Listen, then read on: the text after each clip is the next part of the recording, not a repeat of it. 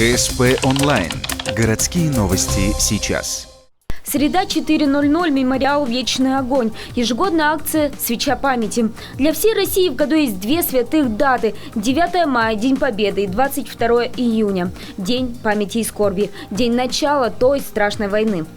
75 лет назад эту утреннюю тишину прерывали звуки авиаударов и артиллерийского обстрела по всему фронту, от Балтийского моря до Карпат.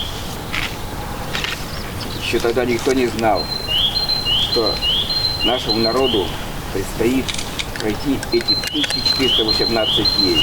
Каждую семью коснулось вот это горе. У меня дед погиб на войне, точнее без вести пропал под Ленинградом. И мою семью это не обошло. И очень хорошо, что уфимцы помнят, память об этом дне приходят, зажигают свечи, присоединяются к этой святой акции. В знак памяти о миллионах жизней, которые унесли эти страшных 4 года, по всей стране зажгли свечи. Эту акцию в России проводят уже 8 лет. Ухтинцы к вечному огню 22 июня ровно в 4 часа вышли уже 3-й раз.